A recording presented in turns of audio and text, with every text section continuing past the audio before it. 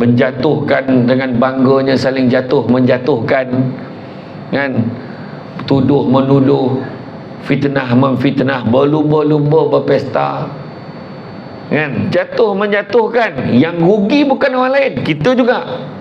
Tu sebab Allah, dalam tu juga Nabi sebut, Allah cabutkan ketakutan pada hati musuh-musuh Islam.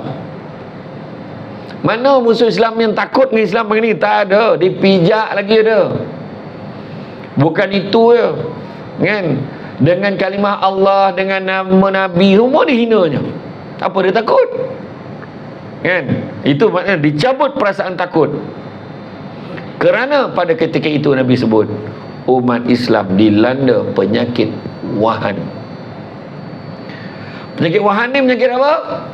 Jangan risau, penceramah kalau tanya, dia jawab balik semua. Dia tanya tu prosedur je, kan. Dia landa penyakit apa? Tak apa, nanti seksi borang ni tak apa, yang tu biar kosong, sign aja, yang lain seksi. Macam tu lah kini, kan. Ni kira okey lah, dia senyum tu kira okey lah. Saya pernah ceramah maulud dekat satu masjid kat Kuala Pilah. Saya tak sebutlah masjid mana, tapi saya kata, "Makcik, apa maksud selawat, makcik? Apa maksud selawat?" Semua makcik tu jawab. Nak ceramah lah, tanya pula. Kena sound. Kena sound pula aku. Sulahu bil huda wa dinil haqqi liyuzhirahu ala dini kullihi walau karihal kafirun walau karihal musyrikun walau karihal muslimun. Subhanaka la ilma lana illa ma 'allamtana innaka antal alimul hakim. Rabbi shrah li sadri wa yassir li amri wahlul 'uqdatam min lisani yafqahu qawli. Alhamdulillah, syukur kepada Allah Subhanahu wa taala, segala puji bagi Allah Tuhan sekalian alam. Salawat dan salam ke atas junjungan besar Nabi Muhammad sallallahu alaihi wasallam. Terima kasih banyak saya ucapkan kepada tuan pengerusi acara, bahagia Tuan apa, tak ada senarai salutasi kat saya lah, dokut MC ni, kan. Kan tuan pengarah, ada ke tuan pengarah ni? Tak ada lah, yang KPP je kan ada.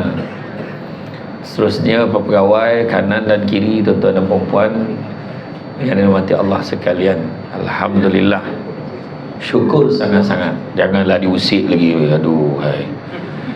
Kejap lagi kuat lah ni. Dia mula memanglah slow dulu. Kan? Dia kejap lagi kuat ni. Alhamdulillah, syukur kepada Allah SWT dengan limpah dan izinnya pagi ni dapat kita bersama-sama berada di dalam majlis ilmu, yang mana Nabi sebut, barang siapa yang mengikuti jalan-jalan ke majlis ilmu, maka Allah akan anugerahkan kepadanya jalan-jalan ke syurga. Amin. Jangan lupa hashtag pergi syurga balik hari, kan? Jadi saya rasa seronok sangat sebab bila sampai kat bangunan ni ada lagi rupanya. Punya lama lah kau duduk kat sini, kan. Macam tu lah, kan. Cuma ya, suasana dia sama. Dekat bawah tak siap-siap lagi depan tu, kan. Macam tu lah kiranya, kan. Yang kun tu dah tukar-tukar colour dah, kun depan tu, kan. Jadi macam, yelah, maknanya bagusnya tempat ni, dia tak pernah lupakan saya. Dia tetap panggil saya datang, kan. Daripada sebelum Samsul Debat lagi saya datang sini dah, kan. Cuma dulu orang tak ingat kat saya lah. Yang ingat yang Samsul Debat aja. Dan cuma pengawal keselamatan dah tukar orang lah. Nampak tadi, kan. Kan, adalah perubahan, kan. Dan hari ini bila cerita tentang manusia yang bernama Muhammad sallallahu alaihi wasallam, adalah manusia yang sangat hebat, yang mana satu-satunya manusia yang kita celebrate birthday ni walaupun dia dah tak ada. Dalam keluarga kita tak ada yang kita buat macam tu. Dia dah meninggal, kita celebrate kat birthday dia, tak ada orang buat. Tapi satu-satunya manusia dalam dunia ni, kita celebrate birthday dia walaupun tak kira sebelum pada tarikh, semasa atau selepas. Malahan siapa orang Johor dia tahu. Di Johor Darul Takzim, masjid-masjid dengan surau dia ceramah maulud sepanjang tahun. Dia tak salah lagi belum puasa maulud. Memang dia tak ada masalah pun. Sebab apa? Bukan sebab tarikh tu, tapi sebab hebatnya manusia yang diraikan itu. Malahan disebutkan dalam satu hadis, tidak beriman salah seorang antara kamu selagi mana aku ini lebih dikasihi berbanding dengan anak-anak, kedua ibu bapa dan manusia yang lainnya. Faham tak? Maknanya tak cukup beriman lagi mana kita tak sayang Nabi. Sebab apa dia jadi macam tu? Dia ada timbal balik dia. Timbal balik dia sebab Nabi sayang kita lebih daripada manusia-manusia lain. Kita ni lah umat dia, cukup dia sayang. Sampaikan apa-apa semua dia fikir pasal kita. Kan? Itu poin pertama. Nak ceritakan ni tiada bandingan ni, sebab bercerita akhlak dia tu sendiri, kasih sayangnya tu pun tak ada bandingan. Kita sayang bini kita macam-macam kita buat kan, sayang suami kita macam-macam kita balik. Tapi bersedekah atas nama agama, contoh program maulud, berapa ramai yang bagi untuk program maulud, bayar untuk program maulud. Contoh, tuan-tuan hari ni panggil Samsul Debat kan, tak apalah saya nak keluar duit saya sendiri, sumbangan untuk program ni, untuk bayar penceramah. Lebih banyak daripada bagi dekat suami kita, beli jam dia ke, beli phone dia tu. Dapat tak macam tu? Bukan sebab nak bagi penceramah, tapi fikir program maulud tu. Contoh lah kan, ada tak? Tak ada tuan. Jangan cakap tuan-tuan dan perempuan, termasuk yang bercakap ni. Ini dia cakap bukan kata kita baik kan, kita pun sama, kita tak sampai tahap tu.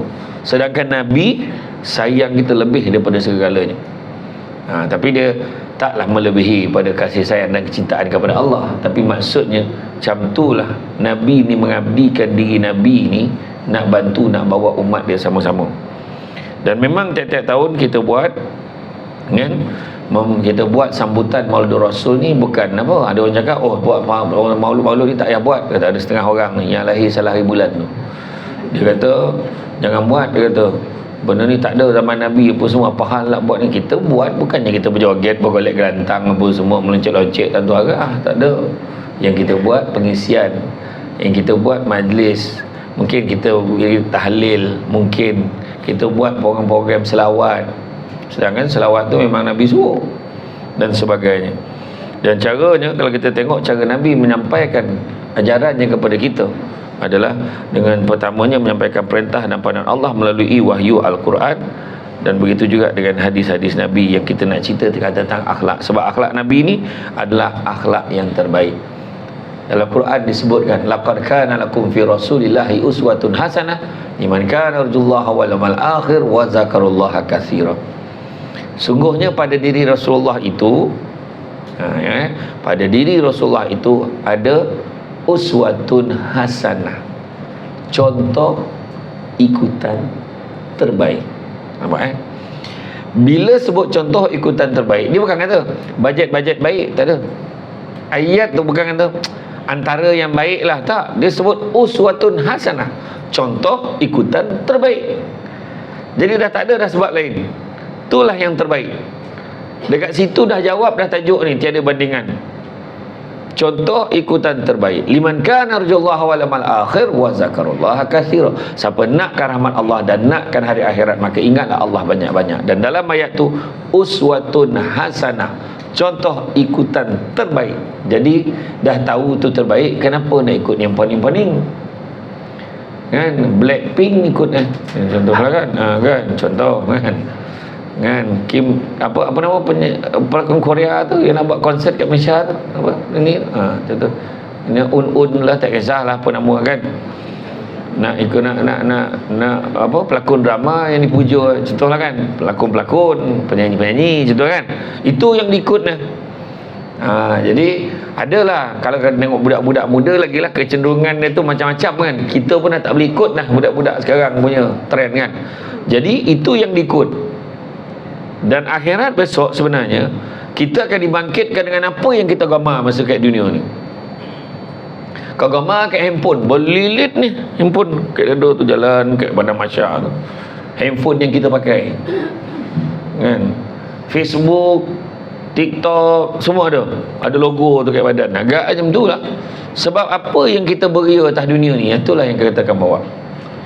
Jadi itu sebabnya kita kena beringat, jangan sampai kita berlebih-lebihan dalam satu perkara. Jadi bila kata uswatun hasanah, contoh ikutan terbaik, faham tak kan? Faham tak? Faham ke tidak? Jadi kau faham, sekianlah ceramah hari ni. Bukan susah sangat kan? Dia yang penting jawab soalan daripada tajuk tu kan. Tapi tak mahu macam tu lah kan. Dan kalau kita tengok kan, disebutkan dalam satu firman Allah SWT, kamu umat Islam adalah umat terbaik yang dilahirkan untuk manusia kerana kamu menyuruh berbuat yang makruf dan mencegah dari yang mungkar dan beriman kepada Allah. Surah Ali Imran ayat 110.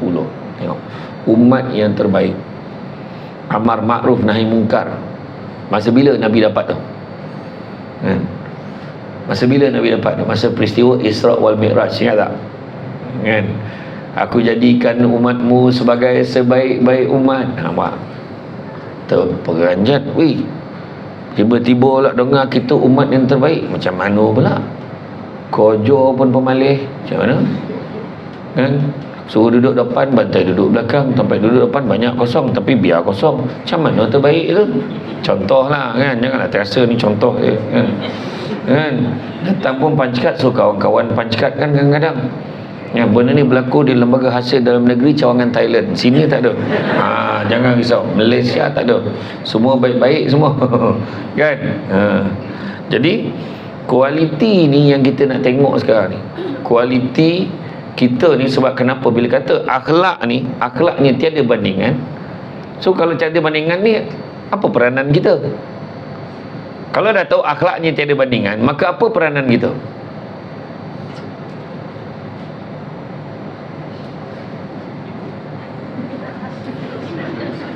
Apa peranan kita? Peranan kita ikutlah. Peranan kita ikut. Jadi sebab apa? Ayat yang biasa kita okey, kita kena faham satu perkara ya. Okey. Akhirat nanti kita akan mati dan dibangkitkan semula. Dia bangkitkan semula dengan keadaan telanjang bulat ikut amalan masing-masing. Dan masa tu telanjang tanpa sibuk nak tengok orang lain punya. Tak ada pun, "Ui, tu bukan KPP kita ke?" Tak ada. Tak ada. Tu bukan pegawai kita ke? Tak. Samsul debat, ui, Samsul debat, dia pun telanjang lah. Tak ada. Masa tu semua orang sibuk nak jaga diri sendiri. Nampak suami lagi, suami nampak isteri lagi, isteri nampak anak lagi, anak nampak mak ayah dia pun lagi. Yang ni nampak isteri lagi nampak isteri lagi, ramai botol isteri dia. Akhirat sok jumpa tu, contohlah. Lagi bukan berani tau. Masa tu semua kena tuntut. Sebab tak nampak lagi, nampak ni lagi, nampak sudah macam mana. Sebab huru-hara, sebab takut dituntut hak masing-masing. Kan? Dekat pejabat ni, jumpa kekawan pun, matilah aku. Dulu aku ada berhutang dengan dia, berjanji dengan dia, dah berjanji nak belanja makan, sampai ke sudah tak belanja. Contoh, cuma janji, dia dah cakap tu semua hak tu, dah janji jadi hak. Jangan main-main. Jadi orang pula tuntut pula. Yang laki pula nampak bini lagi. Kenapa? Berapa kali dah janji nak bawa ni, nak bayar balik, pinjam duit tak bayar, sampai ke mati tak bayar. Yang bini pula lupa nak halalkan. Kan? Contoh lah. Lepas tu berapa banyak duit belanja, berduit banyak, nantilah bulan ni tak dapat bagi, bulan ni tak dapat bagi, bulan ni tak dapat bagi. Dia tak tahu benda tu berhutang. Bila isteri tak redha, suami berhutang. Contohlah. Jadi kalau kita tengok, malaikat Jibril pernah beritahu kat Nabi kita. Dia beritahu kat Nabi kita apa? Dia beritahu, wahai Muhammad, hiduplah sesuka hati kamu, kerana sampai masanya kamu akan mati. Tahu tak tu? Tahu kan? Kedua, sayangilah, cintailah sesiapa sahaja sesuka hati kamu, kerana sampai masanya kamu akan berpisah dengannya. Tahu ke tak tahu? Tahu. Tak, dia mati, kita mati. Macam tu je. Mak suami mati tercokik sudu, dah mati laki, tak ada laki. Pokoknya tercokik lah. Nampaklah masa dia tu saya tompikkan anak saya dengan dia terperanjat, totolan sudu, langsung mati. Lepas tu atak pun bini tengah masak-masak, penat, tidur kejap, tidur tak bangun-bangun, mati lah. Rupanya totolan lobah. Tengah mengangur tidur dalam bilik tu, lobah masuk, inggap tolan pula, kono songek, mati. Contohlah. Mati kita akan berpisah dengannya. Tak bercerai hidup, bercerai mati, kita akan berpisah dengannya. Dan yang ketiga, perbuatlah, ni ingat tu, perbuatlah sesuka hati kamu, kerana sampai masanya kamu akan dibalas dengan apa sahaja yang kamu lakukan. Itu sebab duduk dekat dalam negara kita ni pun ada peraturan dan undang-undang, apa yang kita buat akan dibalas. Terlepas atas dunia, akhirat belum tahu. Memang kena. Nampak tak? Contohlah orang tu dengan bangga je, dia tak bayar cukai. Dengan bangga tak bayar cukai. Dia kata ni dunia, pahal pula dia tak bayar. Dia buat salah dari segi Islam, salah tak? Salah tak? Salah, sebab dia tidak akur dengan arahan pemerintah. Nampak tak? Benda tu peraturan pemerintah, wajib taat, kena buat, kan, peraturan tu, dan benda tu diperakui semua. Jangan main-main, orang nampak macam tak ada apa-apa, kan. Macam PTPTN, budak pinjam PTPTN tak bayar, tak dosa, dia kata. Siapa cakap? Siapa yang berhutang tetapi tidak bayar dengan sengaja tak nak bayar, dalam satu hadis menyebut akhirat nanti akan dihimpunkan bersekali dengan penyamun, perompak, pencuri. Iyalah, orang yang mencuri, ambil duit orang, memang niat tak nak bagi pulang balik. Apa beza dengan orang berhutang sengaja tak nak bayar? Tak bayar cukai, tertunggak, jadi hutang tak? Jadi hutang juga, sama. Wah, baru tahu. Oh, dah ada hujah baru dah. Kan? Betul, dia cakap betul. Kadang-kadang orang buat personal loan, orang buat apa semua, kemudian dia sendiri tak nak bayar. Sebab apa? Ada interest. Tu sebab aku tak nak bayar. Yang kau buat loan bagi tu apa suruh? Kan, dia bukan isu itu. Isunya kita pinjam dan bersetuju dengan syarat tu. Salah tu salah kita. Okey, itu kedua. Dan kalau kita tengok umat akhir zaman pada hari ini, umat akhir zaman ini ada satu masalah, penyakit yang disebut, yang mana Nabi sebut akan tiba masanya nanti bangsa-bangsa seluruh dunia akan mengerumuni umat Islam seolah-olah ingin menjamah hidangan. Nabi sebut satu dunia ni, bangsa ni kamu mengerumuni bangsa-bangsa yang bukan Islam ni, mengerumuni umat Islam seolah-olah nak menjamah hidangan. Sahabat tanya pada Nabi, kenapa demikian? Adakah kerana umat Islam tak ramai pada ketika itu? Nabi jawab, bahkan umat Islam sebegitu ramai bilangannya, tetapi tak ubah umpama buih-buih di lautan. Kita ramai tapi tak kuat. Kita ramai tapi lemau. Leko dek Linkin Park lah, leko dek hop hop hip hop, yo oh yo oh, K-pop lah, leko dek drama perempuan itulah, kan, leko dek dengan hiburan, leko dek bergaduh sesama sendiri, rakus jawatan, menjatuhkan dengan bangganya, saling jatuh menjatuhkan, kan, tuduh menuduh, fitnah memfitnah, berlumba-lumba berpesta, kan, jatuh menjatuhkan. Yang rugi bukan orang lain, kita juga. Tu sebab Allah, dalam tu juga Nabi sebut, Allah cabutkan ketakutan pada hati musuh-musuh Islam. Mana musuh Islam yang takut dengan Islam begini? Tak ada, dipijak lagi ada. Bukan itu je, kan, dengan kalimah Allah, dengan nama Nabi, semua dihinanya. Apa dia takut? Kan? Itu maknanya dicabut perasaan takut. Kerana pada ketika itu Nabi sebut umat Islam dilanda penyakit wahan. Penyakit wahan ni penyakit apa? Jangan risau, penceramah kalau tanya, dia jawab balik semua.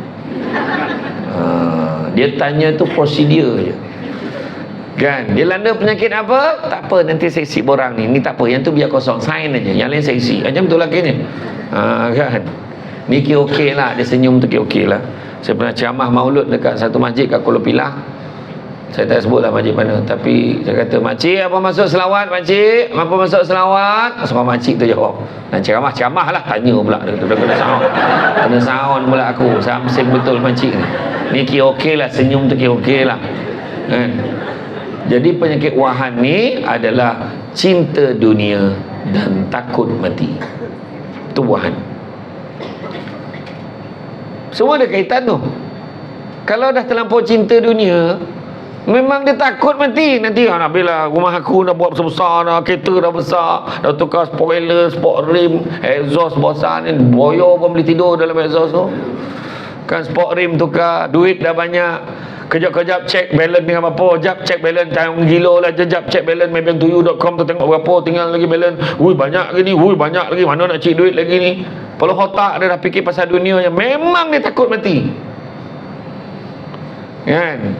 Mak kita dulu dah siap lah. Berapa ramai kat sini dah siap dah kain batik lepas kat rumah, cakap dengan suami, bang kalau saya mati besok ni kain batik ni dah standby lah. Berapa ramai dah standby? Pengerusi khairat kematian kat taman perumahan masing-masing pun tak ready lagi. Jangan cakap itu. Iya tuan-tuan kan? Berapa ramai yang pergi umrah? Siapa yang pergi umrah baru ni? Siapa yang pernah tahun ni pergi umrah? Cakap. Dah tak mengaku pula dah.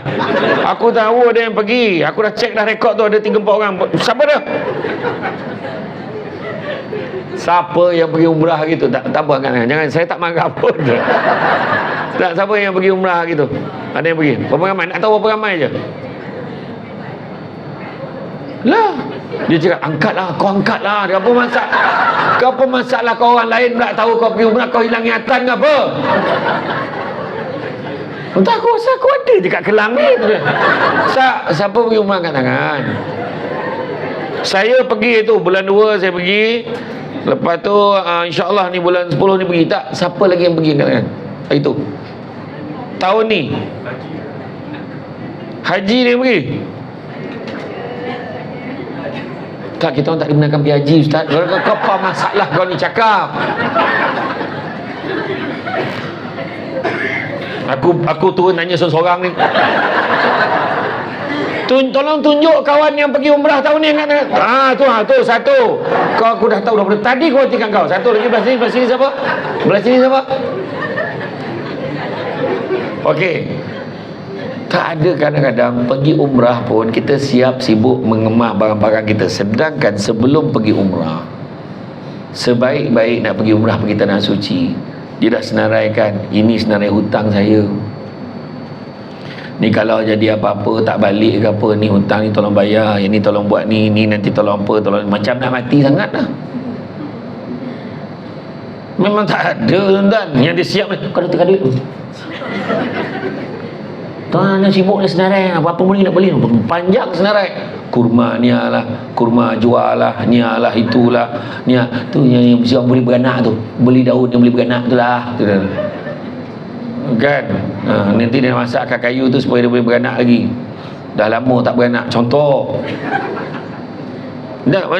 Yang sebenarnya dia dah lupa, dia takut mati. Sepatutnya bila orang ingat mati, ingat mati pahala, minta mati dosa.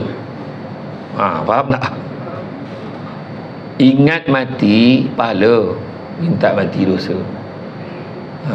Dulu minta panjang umur, lepas tu Allah kenapalah tak mati-mati ni kan, macam tu kan. Itu dah sakit lain. Kita ni kalau pun lah sakit sangat dekat hospital, tak tahan, kalau ya pun lah kita tak tahan, doa dia, ya Allah, seandainya kematian itu baik bagiku, kau ambillah nyawaku. Dan seandainya hidup itu baik bagiku, kau sembuhkanlah aku. Jadi kita serah pada Allah. Jangan ikut, ya Allah ambillah nyawa aku, ya Allah nak mati lah, tak tahan lah, ya Allah. Itu tak boleh. Faham?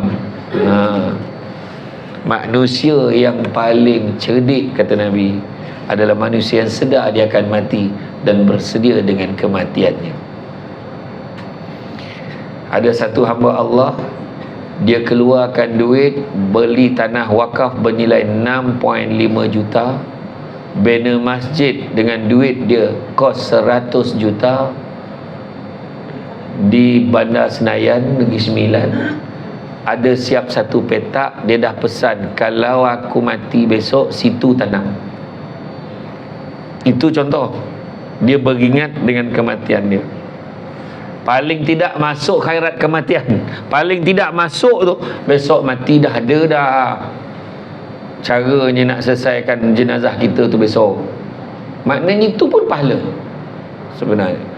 Jadi Daripada Abu Hurairah radhiyallahu anhu berkata, aku mendengar Rasulullah SAW bersabda, umatku akan disebut penyakit yang pernah menimpa umat terdahulu. Sahabat bertanya, apakah penyakit-penyakit yang pernah menimpa umat terdahulu itu? Nabi menjawab, penyakit-penyakit itu ialah, dalam hadis riwayat Hakim, yang pertama, terlalu banyak bersukaria. Satu. Ni akhlak Nabi dah pesan dulu ni. Sebelum kita cerita akhlak Nabi, kita tahu baik. Tapi ni pesanan Nabi ni melibatkan akhlak kita. Jomlah, tak best lah. Jomlah, boleh happy-happy. Pergi karaoke. Karaoke ni tuan-tuan dan sekalian. Orang Korea, orang Jepun, karaoke ni. Dia wujudkan pusat karaoke ni dulu di Jepun untuk orang yang ada masalah aja. Orang yang stres, dia akan pergi ke pusat karaoke, dia akan menyanyi lagu yang dia tak tahu. Lepas tu dia belasah lah. Dia tak ada agama.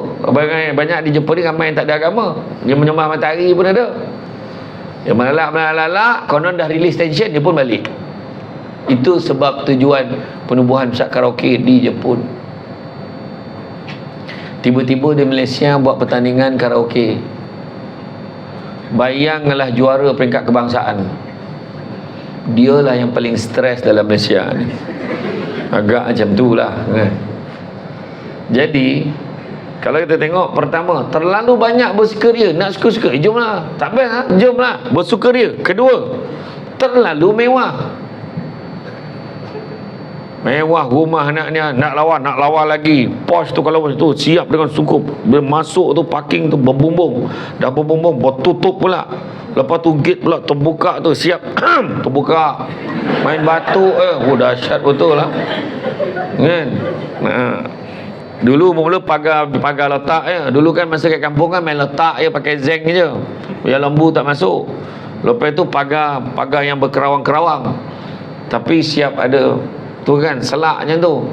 Kemudian tak lama tu semi auto. Tahu semi auto? Semi auto, dia auto kita tekan dia terbuka. Semi auto kita telefon. Abah nak sampai ni, kau buka untuk pagar. Itu semi auto, faham? Kan? Kan? Auto kita tekanlah. Tak lama so dia pakai niatnya. Macam tu terbuka ada macam tu. Yang tu kita gelak-gelak mana tahu. Kan? Kalau tak buka, kalau dia niat tak buka, tak pagar atau rosak, hati dia dah rosak. Macam tu je. Ketiga, mengumpulkan harta sebanyak mungkin. Tu pun penyakit orang dulu-dulu. Mengumpul harta, apa lagi kau nak? Heran tak heran, korang yang jaga cukai ni tengok banyak betul duit orang ni. Kau tengok kan, lah hai, banyak betul duit dia. Nak buat apa lagi ni? Bisnes dia sibuk nak kembangkan lagi. Siap buat paperwork, balik kita pukul 5, pukul 6 dah balik, jam cuma sampai rumah pukul 10. Dia pukul 10 tu kat pejabat lagi, tengah sibuk buat paperwork, nak expand dia bisnes kepada Filipin, Brunei, Indonesia. Kau nak buat apa duit banyak? Tengok mata pun tak boleh angkit, nak mati pun dah rupa. Cari duit lagi. Kenapa? Macam itulah. Heran kan? Memang heran. Tapi tu penyakit orang terdahulu. Senang anak cucu besok, siapa cakap? Berapa ramai orang tinggal duit banyak lagi tahu anak berbalah berebut duit. Yang patut kau tinggalkan bukan itu, tapi akhlak. Anak ni nampak harta banyak, dia tak sibuk berebut. Yang disibuknya ke mana kita nak manfaatkan harta ni supaya ayah dapat manfaat walaupun dah ada dalam kubur. Benda tu yang patut tinggalkan. Yang disibuk kumpul, berlagu. Oh, alhamdulillah, I dah siapkan dah anak-anak I serumah seorang satu dah. Tak kisahlah tak besar, janji di rumah. Itu yang mustahak. You pun kena buat macam tu. Mampu yang mak itu, langsung anak tu dapat tanah rumah tu, dapat rumah, langsung jual. Sebab dia tak nak pun rumah tu. Jadi siapa cakap jaminan? Harta tak pernah jadi jaminan sebenarnya. Yang keempat, penipuan dalam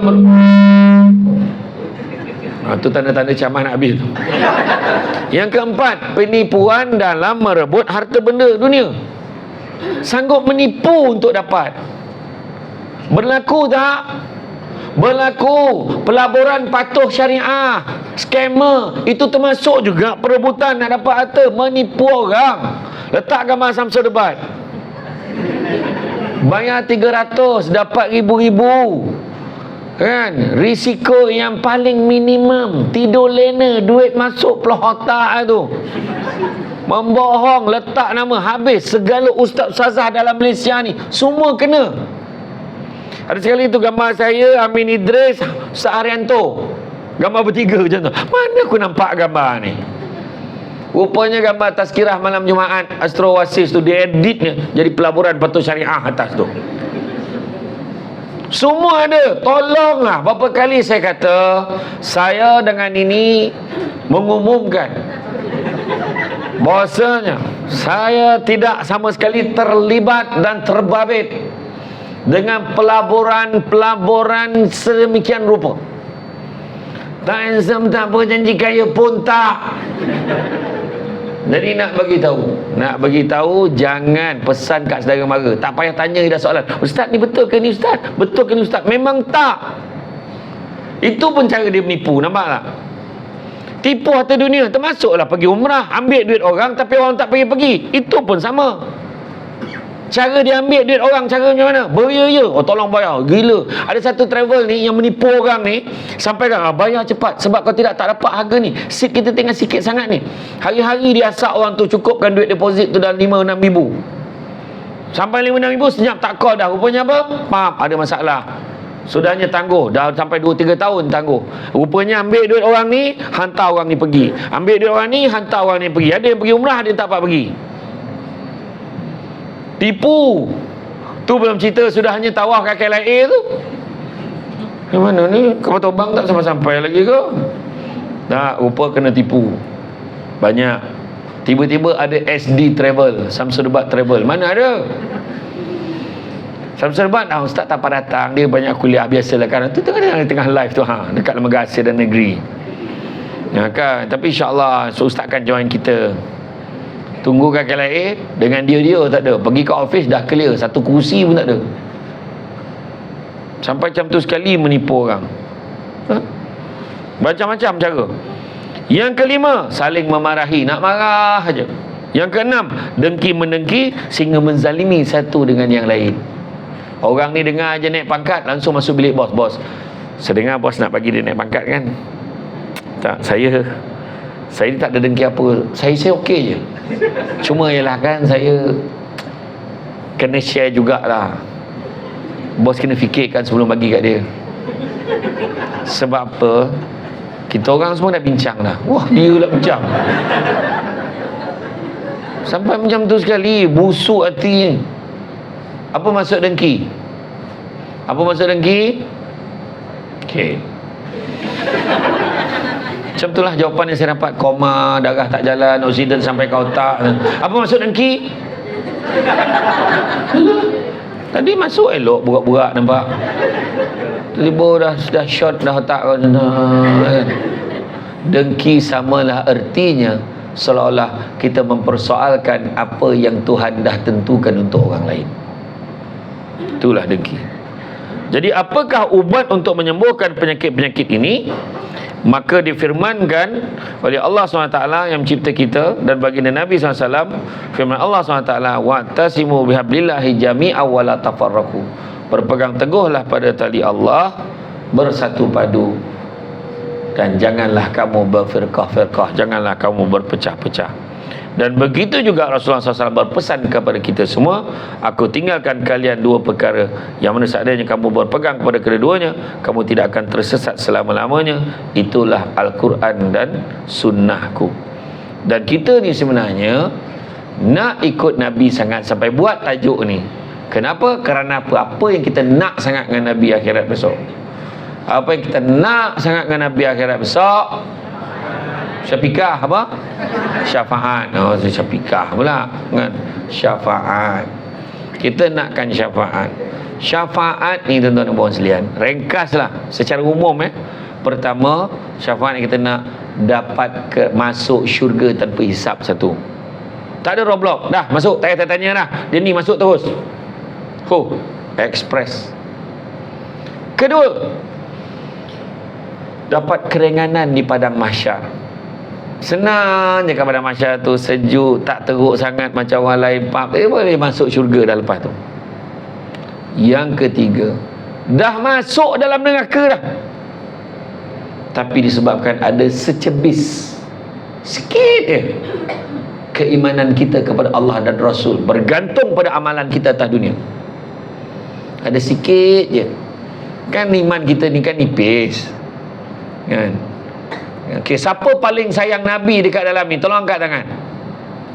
Kan lama-lama fikir dia macam tu lah. Itu maksud saya tu. Dia punya nipis dia, kalau siapa paling sayang Nabi, tolong angkat saya. Dia akan berebut. Nak pergi umrah pun payah mengaku. Ceritanya. Lantaklah kau, aku jadi kampung sampai ujung ceramah kan, lantak. Nah, itu cakap tadi. Maknanya kalau kita tengok, yang ketiga, ada secebis keimanan. Kita dah kena seksa masuk neraka ni, tapi ada sikit keimanan kita kepada Allah dan Rasul. Disebabkan itu Nabi selamatkan kita masuk, transfer, pindah masuk dalam syurga serta merta. Tu grade dia lah, paling tinggi, kedua tertinggi, dan yang last sekali. Kalaulah yang nombor 3 tu secebis keimanan tu pun tak ada, berhentilah jadi orang. Mati lagi baik, hidup pun tak ada guna. Faham tak? Do tak menambah, tak do tak mengurang. Jadi biarlah kita ni jadi manusia yang bermanfaat. Khairun nas anfa'uhum linnas, Nabi kata. Manusia yang paling baik adalah manusia memberi manfaat kepada orang lain. Tu yang kita nak kan. Dan kenapa kita ni sambut Maulud ni? Kerana nak ambil iktibar, nak mengenali Nabi, dan begitu juga kita dapat memperingati Nabi, kita dapat memupuk perasaan cinta dan kasih sayang. Dan apa yang kita kena ingat, Nabi pesan dekat kita ni, dunia ni sementara, dunia yang kita kumpul untuk kita tinggalkan, tapi akhirat yang kita datang ni adalah bekal yang nak kita siapkan, sebab kita akan datang ke sana. Tu kita kena ingat. Hati-hati kan? Bila dah nampak yang kita kumpul tu banyak, duit dah mula banyak, tengok pula duit pencen dah mula ni, tengok KBSP lah apa semua dah banyak, kita dah ada simpanan tertentu, dah mula dah pasang angan-angan, dan masa tu lah yang datang penyakit wahan, dah mula dah tak nak mati. Relax dulu, bila tidak biarlah dapat cuti-cuti dulu. Abang rasa abang tak lama hidup ni yang caranya batuk abang, janganlah abang, belum puas lagi menikmati cinta dan kasih sayang daripada abang. Ayat dia kan, macam tu lah ayat kan. Tak sabar nak balik akhirat kalau kita dah bersedia. Jadi kalau kita tengok Nabi kita ni, memang kalau kita ni sayangkan Nabi, menyemarakkan cinta pada Nabi, pertama berpegang teguhlah dengan ajaran dan didikan Rasulullah SAW. Kedua, amalkan segala sunnah. Ketiga, sentiasa berselawat. Keempat, berusaha menyelusuri haruman sirah baginda daripada kecil hinggalah baginda wafat, meneruskan usaha dakwah. Dan kalau nak tengok apa yang boleh kita buat kalau kita sayangkan Nabi, okey, bila kita kata kita nak syafaat, cerita tadi dah terlanyang bulat akhirat nanti, sampai aja ke satu tempat tu, kita jalan, masa tu matahari jarak dia dengan kepala kita ni sejengkal. Matahari sejengkal. Sekarang yang berjuta-juta batu jengkal pun bising lambik pasang aircon. Apa sebab tak on aircon ni? Kena panas. Penceramah sampai tak sejuk-sejuk lagi. Contohlah, saya tak cakap sini lah, tak kan. Jadi dia cakap macam tu. Jadi bila dia dah sebut macam tu, kita bayangkanlah kalau matahari tu sejengkal, macam mana panas dia. Kan? Macam mana panasnya. Kemudian kita lalu pula dekat satu telaga. Apa nama telaga tu? Telaga Al-Kausar. Telaga Al-Kausar ni dia segi empat. Segi empat, yang mana kalau kita nak mengelilingi ni memakan masa 1 bulan perjalanan. Kalau kita dapat seteguk jadilah air dalam telaga Al-Kausar ni. Sebab apa? Dapat seteguk air, kita tidak akan haus selama-lamanya. Tetapi nak dapat rasa teguk dekat situ, kena sadarlah diri sikit. Macam mana amalan kita atas dunia, macam mana kita punya sayang kita ke Nabi, macam mana kita ingat ke Allah Ta'ala. tengok, hisapkan diri kita. Kita pun lalu, kita pun nak minum, malaikat pun sound, kau faham? Kapal kau ada hati, kau nak tinjau, jalan pandai-pandai tu. Sebab tak? Tu sebabnya jangan main-main. Masa tu semua mustahak, barulah menyesal pun tak ada guna. Tu sebabnya nak menyesal tu kemudian saya cerita. Dan kemudiannya kita jumpa satu Nabi minta tadi yang syafaat tadi. Jumpalah Nabi Adam, tolonglah aku wahai Nabi Adam. Nabi Adam kata apa?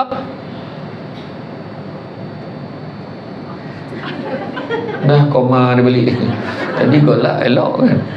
Nabi Adam jawab, nafsi sendiri tak dapat tolong kau. Jumpa Nabi Ibrahim AS, tolonglah aku wahai Nabi Ibrahim. Tak dapat dah. Jumpa Nabi Nuh minta tolong, tak dapat tolong dah. Tak dapat. Semua Nabi jumpa dengan Nabi Musa. Nabi Musa jawab lain sikit. Wahai Nabi Musa, bantulah aku. Nabi Musa jawab apa? Nafsi sendiri tak dapat tolong. Tapi dia beritahu apa? Muhammad aja yang boleh tolong kau ni. Sebab dia kenal, orang boleh kenal umat Nabi Muhammad macam mana rupanya. Sebab Nabi Muhammad ni ada keistimewaan sikit. Sebenarnya kita tahu sebelum Nabi wafat kan, ada keistimewaan. Jadi bila nampak macam tu, kita pun cari lagi. Untuk makluman semua, nak jumpa dengan Nabi kita, jarak perjalanan nak jumpa antara satu Nabi nak jumpa Nabi yang lain, jarak perjalanannya 1000 tahun perjalanan akhirat. Dan bila jumpa, ringkas cerita kan cerita kan dah tunggu 1000 tahun baru sampai cerita Nabi ni kan. Jumpa dengan Nabi Muhammad SAW, jumpalah Rasulullah. Ya Rasulullah, bantu aku ya Rasulullah.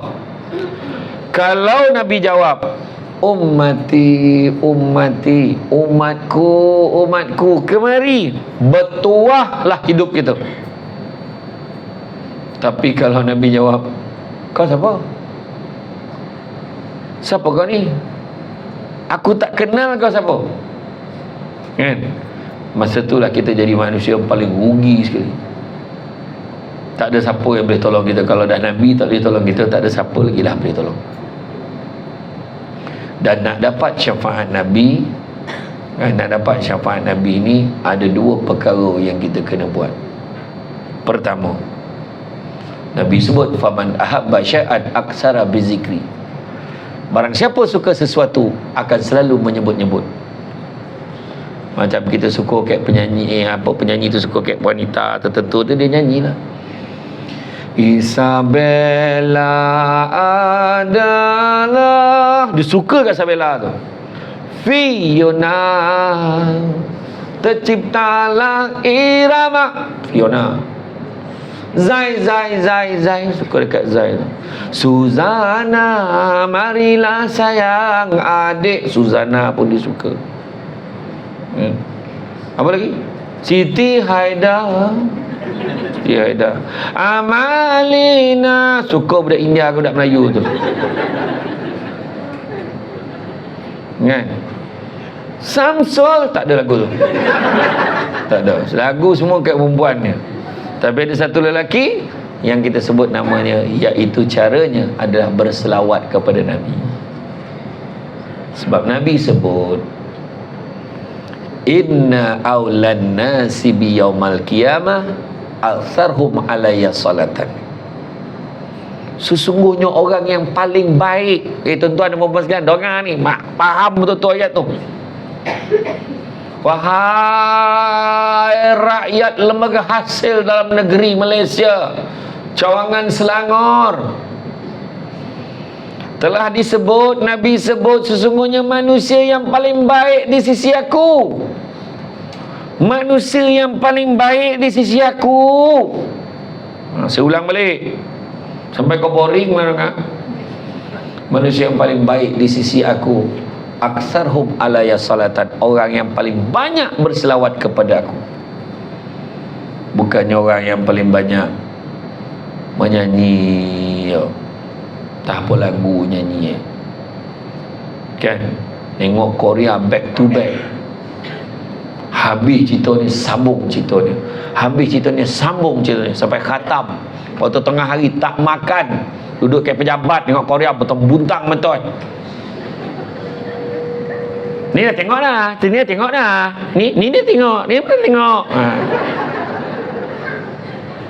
Kalaulah episod drama Korea tu jumlah zikir kau dah jadi wali dah kat jalan atas air. Dek banyak tengok drama Korea. Macam tu lah kan. Hidupnya dengan Korea lah. Bangun tidur Sabtu Ahad Korea.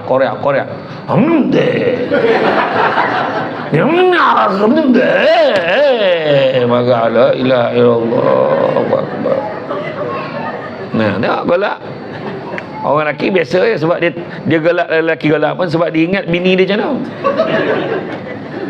Sekarang tak payah tengok kat TV, dekat handphone pun tak jadi kerja macam mana. Apa tu kak? Ngaji. Allah, lain macam ngaji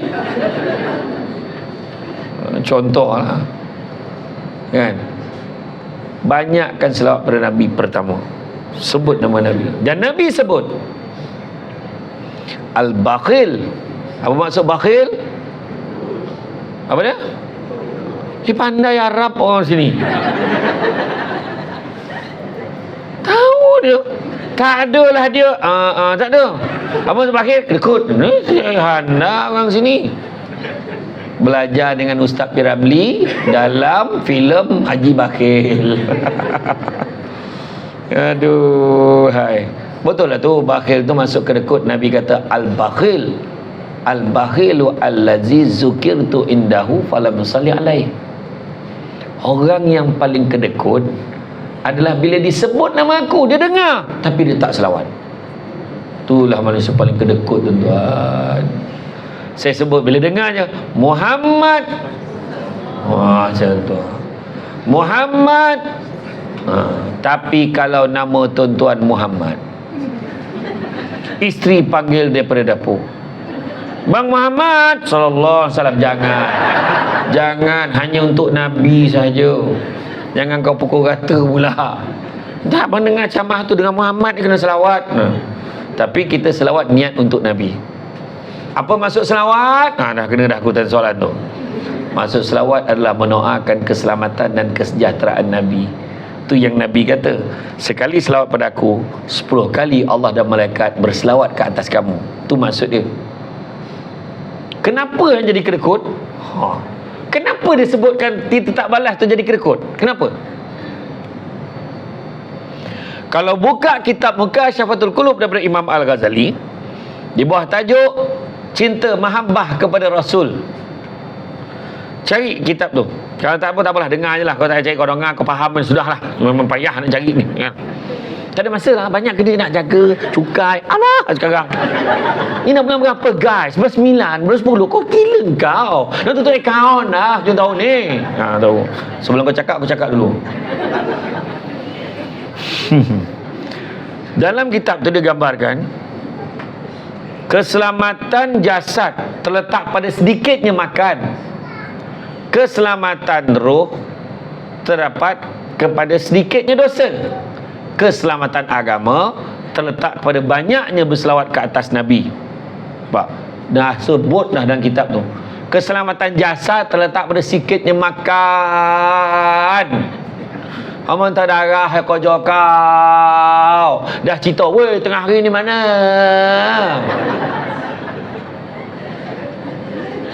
Dalam banyak-banyak hari, dah tentu hari Khamis pagi, hari Jumaat pagi adalah waktu yang paling best kali ceramah. Hari ni, hari paling seronok ceramah. Korang paling seronok dengan ceramah pagi ni lah. Sebab tak payah kerja. Tengah hari guys, laki pergi sembahyang Jumaat. Kita nak gimana? Kan aku tak tahu kau dah ada grup kau.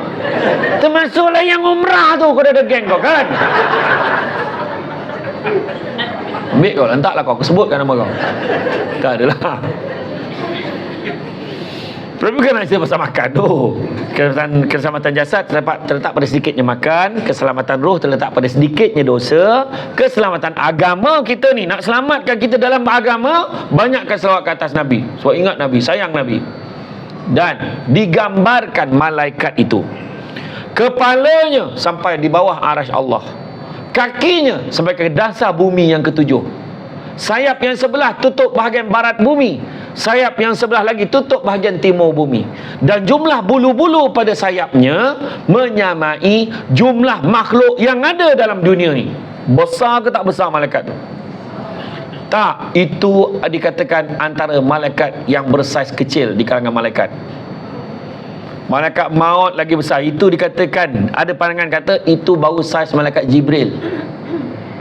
Cuma bila bertemu dengan Nabi, dia menjelma dalam bentuk yang lain. Dia tak menjelma sebesar itulah. Okey. Dia gambarkan jumlahnya macam tu. Maknanya saiz malaikat tu, saiz itu dengan saiz yang besar macam tu, bulu-bulu menyamai jumlah makhluk. Setiap kali umat Muhammad berselawat kepada Nabi, faham ke betul-betul ni? Sekali kita selawat kepada Nabi, maka Allah akan memerintahkan malaikat tadi menyelam ke dalam lautan nur arasy Allah, dalam kolam arasy tu. Kemudian bila dia naik balik, dah berenang tadi ke dalam, menyelam tadi dalam lautan nur arasy Allah tadi, bila dia naik balik, dia kibaskan sayap dia. Dia mengibaskan sayapnya, setiap bulu-bulu yang banyak tadi, kan, setiap satu bulu yang tertitis tadi, setiap satu bulu berapa banyak tadi jumlah makhluk tadi, itulah jumlahnya malaikat memohon keampunan dan mendoakan kesejahteraan untuk orang yang berselawat dengan tahap sekali selawat. Jadi betul tak kalau sekali selawat tu pun kita tak buat kedekut? Betul atau tidak? Betul kedekut. Itu masuk kedekut. Faham? Ni hari ni bagi lain sikit ni. Samsul Bat bagi penekanan lain sikit. Jadi tuan-tuan dan puan-puan sekalian, bila kita nak katakan kita sayang Nabi ni, selawat ni pun mustahab. Bayangkan ketika zaman sahabat, ada seorang lelaki pun dalam kitab yang sama, Penenang Jiwa ni. Tuan-tuan kalau dapat belilah kitab Mungkasyafatul Qulub ni. Yang bagusnya apa? Dia punya bab tu tak panjang, dia pendek-pendek, dan bila kita baca tu kita rasa tenang hati. Dia penenang jiwa, kita rasa gembira. Oh, rupanya syurga ni macam ni, oh senangnya, macam tu kan. Carilah kalau ada beli. Dan saya ingat dalam RM10, RM15 aja satu kitab ni. Dan saya bila buat kuliah berkitab tu, saya photostat tebal sebab ramai orang tua ni dia nak tulisan besar-besar. Kita kena buat tebal macam tu dan besar macam tu. Jadi dia senang nak tengok. Kalau photostat besar dia jadi mahal sikit lah. Okay. Seorang sahabat ni, dia bermimpi bertemu dengan Nabi. Dia pandang Nabi. Nabi memalingkan wajah Nabi. Kenapa ya Rasulullah? Kau marah aku ke? Kau marah aku ke Rasulullah? Tak, aku tak marah kau. Habis kenapa kau memalingkan wajahmu? Sesungguhnya aku tak kenal akan kau. Macam mana pula engkau tak kenal aku? Sedangkan semua orang ilmuwan, agamawan, ulama-ulama menyatakan sesungguhnya engkau lebih mengenali umatmu lebih daripada kau mengenali ibu bapamu sendiri. Nabi jawab, memang benar. Aku lebih mengenali umatku lebih daripada aku mengenali ibu bapaku sendiri. Tetapi sesungguhnya aku tak kenal akan engkau, kerana sepanjang hayat engkau tak pernah sekalipun kau berselawat kepada aku. Masa tu dia terjaga daripada tidur dan dia menangis. Semenjak daripada itu, dia mewajibkan dirinya berselawat ke atas Nabi tak kurang 50 kali sehari. Selang beberapa minggu, dia bermimpi bertemu dengan Rasulullah. Rasulullah sebut, sesungguhnya kali ini aku sudah kenal akan engkau. Jangan ambil gengan tentang selawat, tuan-tuan dan puan-puan. Sebab tuan-tuan tengok tak Ustaz Jafri, tengok tak ustaz-ustaz tertentu ni, kalau dia ceramah Allahumma salli ala sayyidina Muhammad, Allahumma salli ala sayyidina Muhammad.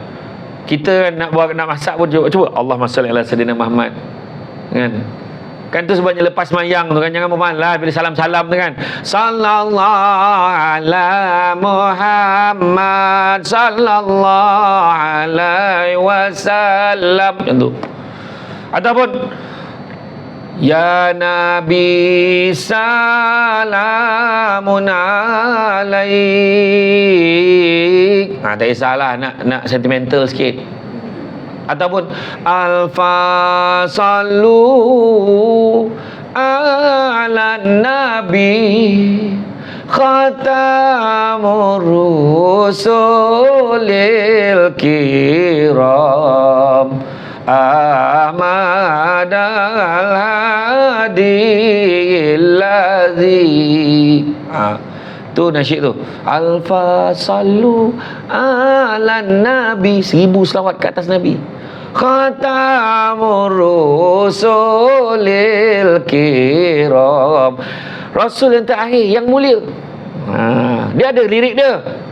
Lirik dia, ngawiti engson iki syiiran kelawan muji marang pangeran kang gawe langit bumi ni.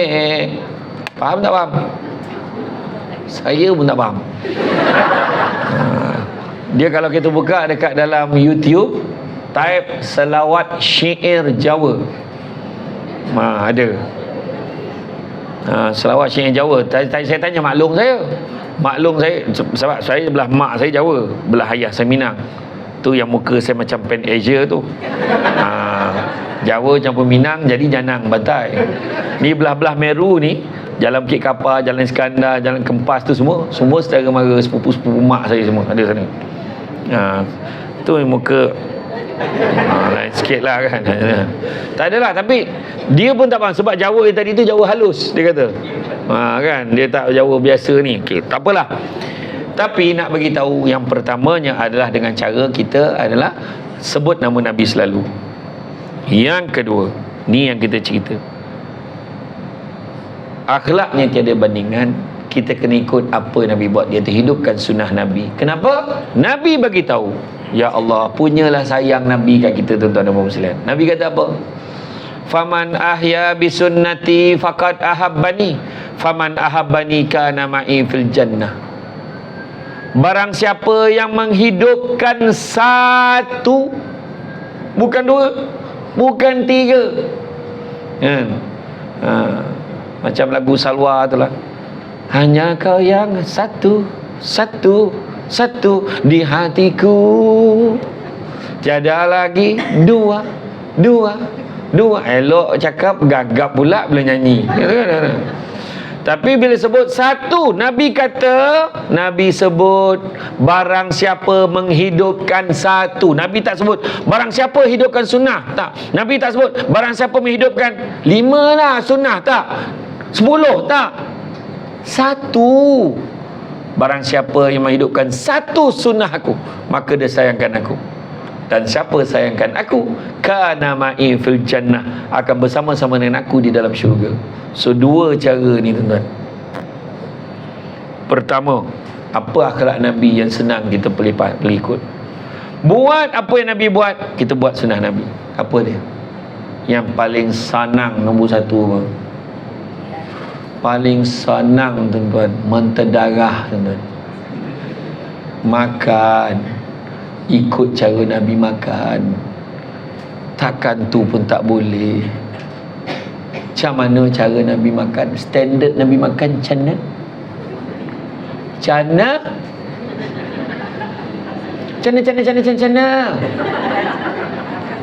Makin aku tanya makin susah kau nak jawab. Macam mana?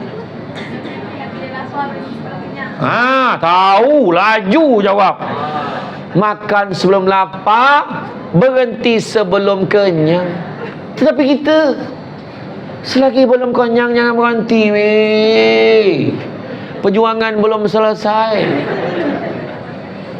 Makan. Hari Sabtu ni, besok siapa kenduri rumah siapa cakap? Siapa yang kenduri kahwin saudara dia kan? Betul? Dah tak mengaku pula dah. Dia wahal dia dah bagi kat jemputan dah. Besok siapa? Kenduri kahwin apa? Ada tak saudara mara kahwin? Ada. Yang saudara mara kahwin bila pergi, kalau ingat ni sunnah Nabi ni, ingat, aku ambil sikit sebab aku nak ikut Nabi. Kena ingat macam tu, baru dapat pahala sunnah. Ambil sikit, perut tak sedap, kau tak dapat pahala sunnah. Ambil sikit, makan, rasa sedap, pergi tambah. Macam itu, malulah. Malu tak payah tambah. Faham? Ini dah lah makan per free dah lah, tak sadap kan, tak sadap dia. Siapa ulasan hari ni, okey, yang mana tempat makan paling sedap kita makan dan tiga-tiga kenduri kita pergi tu. Kau buat ulasan pula. Nabi tak pernah mencaci makanan, tu kena ingat.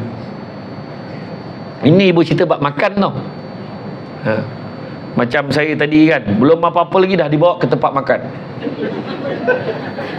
Alhamdulillah, saya tak mencaci makanan kan. Bagus orang sini. Sinilah tempat yang sangat memahami saya. Dia dengar cakap PA saya. Samsul Debat dia tak makan, dia makan buah-buahan saja dan minum air lemon. Hari tu ada satu tempat, ustaz dia minum air lemon kosong. Dia bagi ku air kosong, dia susun lemon tepi tu. Aku pun tak faham. Aku tak tahulah. Patutlah dia, kita dah siap potong-potong tau lemon tu, ustaz. Apa hal kau ni? Kata aku nak air lemon. Baguslah, bolehlah. Tapi kebanyakan tempat nak suruh dengan masjid, ya Allah susah betul. Sebab saya kena kontrol. Perasan tak hari tu live macam mana, perut dah macam tembikai. Hari ni dah kurang sikit kan. Sebab apa? Sebab orang ni kadang bila saya sampai kat tempat kat surau tu kan, dia macam dia siap. Saya dah cakap siapkan buah dengan air lemon aja. Hajat orang kampung ustaz. Kepala kambing dia tonong dengan aku tu. Dia macam bercakap lah. Kau nak tak? Kau nak tak? Macam tu lah. Jadi ambil sikit dan niat, ya Allah, aku ambil sikit ni sebab nak ikut sunnah, ya Allah. Sebab Nabi makan sikit, aku pun makan sikit. Sikit-sikit makan banyak kali tak apa. Tak betul. Mana kita makan sikit, kadang-kadang rasa lah apa nak makan sikit lagi, tak apa. Faham? Ni pesan betul-betul ni. Jaga-jagalah sekarang ni. Manusia paling cepat mati, manusia paling cepat mati Asia Tenggara ni Malaysia. Gula di baham semua bono-bono manis di balun darah tinggi, kolesterol, kencing manis, semua orang Malaysia yang paling top sekali. Pingat emas mencatat rekod obesity terbaik di Asia Tenggara. Terbaik ni tertinggi rekod dia. Kan, saya kebetulan 2 hari lepas dia jumpa dengan dietitian tu. Dia cerita lah macam ni, mak takut mak tengok kan, nasi dia tunjuk gambar rajah, banyak ni ke banyak ni ke banyak ni. Saya katalah banyak ni. Kalau contoh dalam 3 sendok. Ya ke? Tak perasan pula kan. Awak main cedok ya kan. Semua kontrol. Makan sebelum lapar, berhenti sebelum kenyang. Okey. Kedua, Nabi juga memberi salam. Itu boleh. Assalamualaikum. Assalamualaikum warahmatullahi. Assalamualaikum warahmatullahi wabarakatuh. Yang dalam mesej pun Assalamualaikum, type penuh-penuh. Aku ketuh. Aku ketuh ya, ketuh apa benda? Akum walam katna dah kenlom katna tu, katna dua, katna tu kat atas. Atas. Dia kata, tempat ceramah kat tingkat atas. Semua siapa ceramah? Semua debut nama aku benda ringkasnya. Dia hujung tu pak di dah orang nak tapul kerangkai dah macam Thailand namanya. Aduh. Tak kisahlah. Tapi salam tu penuh. Dan salam ni, memberi salam apa hukumnya? Memberi salam apa hukumnya? Sunat, menjawabnya wajib. Tapi ada beberapa keadaan salam tidak wajib dijawab. Pertama, salam main-main. Tak jawab dah set, tak payah jawab. Itu orang yang tak betul-betul nak mendoakan kita, main-main aja. Yang kedua, dalam tandas awam di RNR dan tandas awam, Assalamualaikum semua, kita tengah menyangkung, jangan kau jawab salam, tak payah. Dan begitu juga salam di penghujung solat oleh imam, jangan kau jawab Assalamualaikum warahmatullahi wabarakatuh, salam, jangan. Hago imam tu karam, jangan kau jawab. Faham ya? Jadi Nabi sendiri, bayangkan Nabi pangkat tinggi mana, Nabi pemimpin kepada Madinah, Nabi nombor 1 pangkat dia, Nabi ketua, Nabi Pengetua Pangkatan Tentera, Nabi Rasulullah, Nabi ni utusan Allah, Nabi pemimpin, Nabi disegani, Nabi nombor 1, hebat. Tapi Nabi sentiasa jadi orang yang pertama memberi salam kepada sahabat-sahabat. Pernah satu ketika seorang sahabat menyorok di balik dinding, aku nak bagi salam dulu ni. Baru nak bagi salam, Assalamualaikum, Nabi bagi salam dulu. Ya Rasulullah, macam mana kau boleh bagi salam dulu ya Rasulullah? Aku agak-agak kau ada dekat sini, aku bagilah salam. Nabi kata. Rupanya betul, itu Nabi bagi salam. Ni yang senang-senang je saya bagi ni, takkan tak boleh buat. Kedua, Nabi suka wangi-wangian, pakai perfume. Tapi nak dapat sunnah Nabi macam mana? Nabi kalau pilih wangi-wangian, Nabi pilih yang terbaik. Jadi maksud terbaik tak semestinya mahal. Maksudnya kita beli perfume kan, cakap bau ni okey tak? Kita tanya kawan kita. Tapi letaknya, kenapa tanya kawan kita? Nak biar bau tu diiktiraf, kawan-kawan kita pun approve itu bau tu baik, sedap. Sebab apa? Kita nak pilih yang terbaik pada pandangan kita. Kerana itu juga sunnah Nabi. Nabi pun pilih wangi-wangian yang terbaik. Nampak? Tak kisahlah jenama apa, termasuklah SD perfume, Samsudebak perfume. Kan dia terbaik, standard international, boleh bawa solat. Dia ada satu standard tagline, tak mandi pun wangi. Contoh kan, contohlah. Contoh apa lagi? Nabi juga senyum. Tak ada senyuman manusia yang paling manis sekali senyumannya daripada senyum Nabi Muhammad sallallahu alaihi wasallam. Kita tahu kan Nabi yang paling handsome Nabi apa? Nabi Yusuf. Kita tahu Nabi Musa pula antara kelebihannya, dia boleh bercakap direct dengan Allah, tapi tak pernah sekali pun dapat melihat wajah Allah.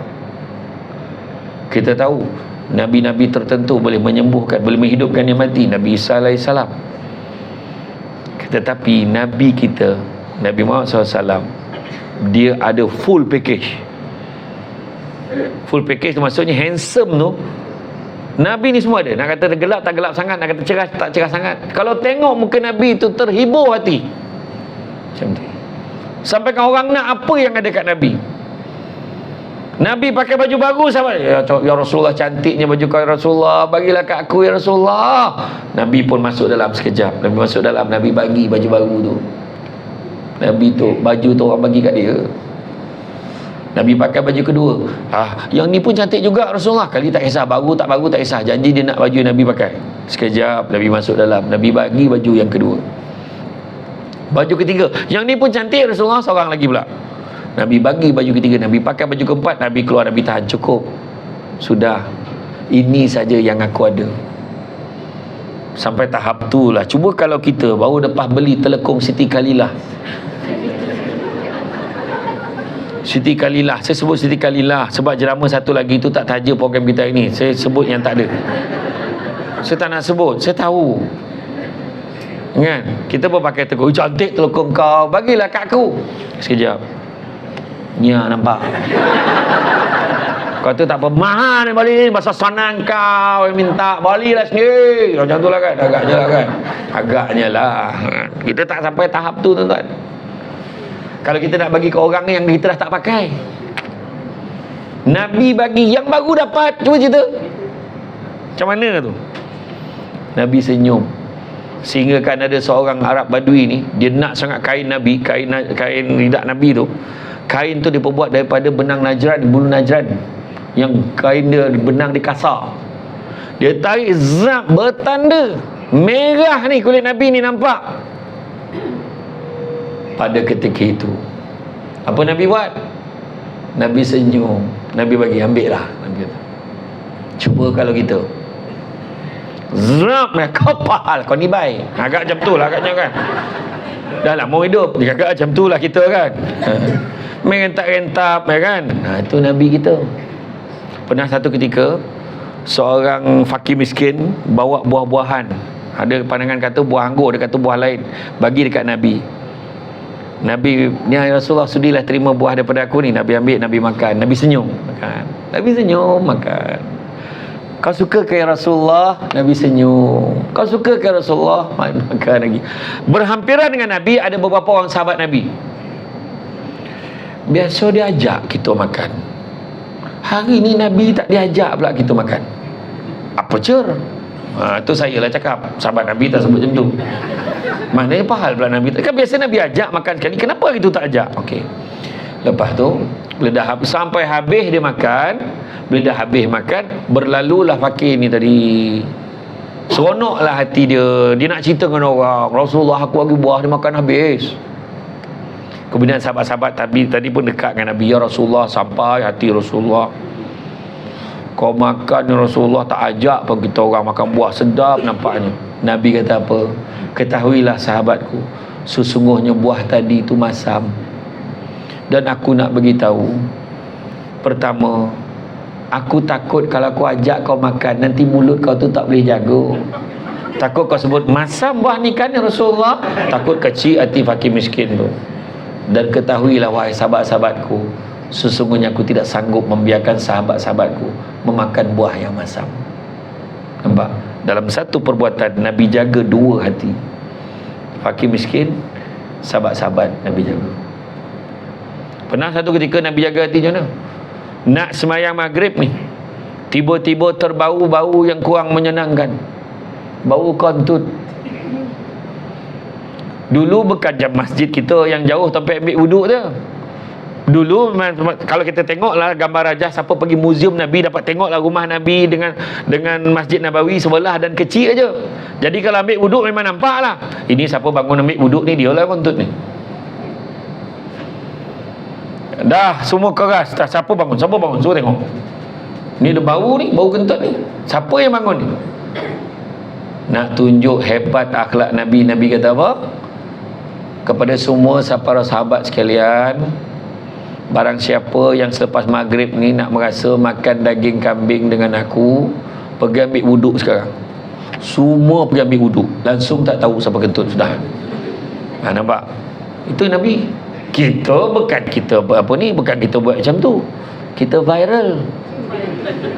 Kau tu tak siapa kentut paling busuk dalam berhasil ni. Masa ceramah tu, ni saya declarekan, orang tu duduk barisan yang ke-6, dan lepas tu daripada kiri barisan nombor yang berapa. Mak saya sebut tu koordinat tu. Semua fikir, bukan kau ke? Tak, aku sekejap situ, sekejap sini, dah mengelak dah kan. Contohlah. Kan? Kemudian Nabi juga bersyukur. Kalau syukur, jangan bersyukur. Sebab Nabi pun bersyukur, aku pun nak bersyukur. Bersyukur dengan siapa pun ada. Bila sebut syukur, pernah satu ketika Nabi sebut pada isteri dia, wahai isteriku, masa tu dengan Aisyah dalam selimut, sudikah kiranya engkau membenarkan aku, mengizinkan aku untuk solat barang seketika?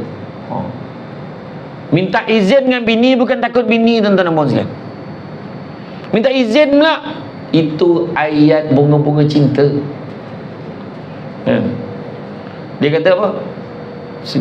Sudikah kiranya kau mengizinkan aku untuk solat barang seketika, wahai isteriku? Apa jawab Aisyah? Tidaklah aku ni lebih gembira kalau kau terus bersamaku di dalam selimut ini ya Rasulullah. Tapi pergilah kau wahai Rasulullah. Macam itulah. Balikkan buat. Wahai isteri abang yang abang kasihi, sudilah kiranya mengizinkan abang untuk minum barang seteguk dua di kedai mamak depan tu dengan member-member abang. Berambuilah kau bang. Jangan macam tu jawab. Tidaklah saya lebih gembira kalau abang terus berada di rumah ini bang, tapi pergilah kau. Janganlah lama-lama ya. Jangan lupa tahu yang ada kat rumah ni. Okey, macam itulah. Tapi Nabi pergi, Nabi bangun, Nabi pergi ambil wuduk, terdengar bunyi macam air yang mengelegak, air yang dimasak mengelegak. Rupa-rupanya bunyi Nabi menangis sedang berwuduk. Kemudian Nabi solat pun terdengar Nabi teresak-esak, Nabi semayang tu pun Nabi menangis. Nabi sujud, Nabi menangis. Nabi bagi salam, Nabi menangis. Dan bila dah macam tu keadaannya, ditanya, "Ya Rasulullah, kenapa engkau menangis? Bukankah engkau tidak ada dosa, ya Rasulullah?" "Maka salahkah aku menangis? Sebagai tanda syukurku kerana Allah mengenaikan aku tidak berdosa kepadanya." Nabi tak ada dosa, bersyukur menangis. Kita yang banyak dosa ni doa boleh gelak ke? Cuba fikir. Tu. Kemudian Nabi juga bersenda gurau. Nabi bersenda gurau dengan isteri dia. Nabi main kejar-kejar dalam rumah. Balik nanti buat. Dalam rumah jangan kek luar. Apa kau nak sisi tu sisi tu awak jadi kek luar pula. Jangan kek luar rumah, nanti jiran nampak. Dalam rumah main kejar-kejar, main lumba lari. Nabi lumba lari, ada hari Nabi menang, ada hari Nabi bagi si Nabi menang. Takkan Nabi kalah. Nabi ketua angkatan tentera kot. Nabi punya fit tu tak sama. Main lumba lari, main kejar-kejar. Jangan main nyorok-nyorok. Rumah dalam bosan. Dah tak jumpa. Serima 4, 3, 2, 1. Saya cari bunyi cerit pula. Tutup air. Apa pun aku nak buat tadi ya? Dah lupa. Laki dah menyuruh ni. Dah lupa dah buat apa tadi, lupa. Lepas tu pap kawan pula telefon. Kau kat mana ni? Dah ada kat rumah ya, berburak pula. Lepas tu mana? Mana abang tadi? Pergi mana? Lupa dia ingat laki dia keluar. Tengok motor ada. Agak kawan dia jemput lah ni sampai malam. Tak balik-balik. Esok pagi dah mula telefon kawan-kawan semua, mana pergi, tak ada. IPD Kelang pun datang. Bawa lah beberapa pegawai penyiasat apa semua. Dah buat report polis. Rupa bawa K9 anjing tu cek. Dah koreh dalam almari. Totalan biji putih dalam almari tu. Apa benda tu?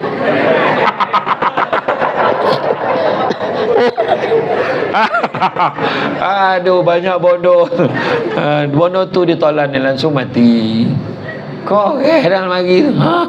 Tak mencari-cari. Kawan tu dah galap, dah lomeh lah. Dah tak dengar bunyi cerit tadi lagi kuat. Tu jangan main nyuruh. Rumah besar pula. Aduh, goli betul hati aku lah. Iyalah, maknanya bergurau sana.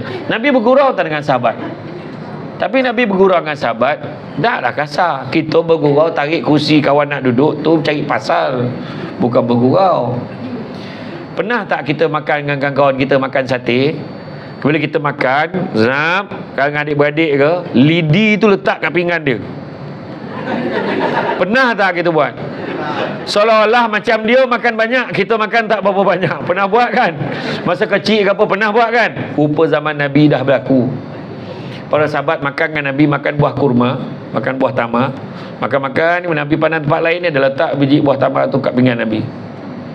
Maka dia letak kat pinggan Nabi. Nabi punya buah tamar ni penuh biji. Kemudian sahabat tegur, "Ya Rasulullah," dah habis makan. "Ya Rasulullah, banyaknya kau makan ya Rasulullah." Nabi senyum, "Ya Alhamdulillah, tapi kalian lagi hebat." Kenapa pula? Dengan biji-biji kalian telan. Sebab pinggan dia kosong. Pinggan dia kosong. Bayangkan sahabat punya gelak lah nak beritahu. Macam itulah Nabi ni memang boleh dengan gurauan.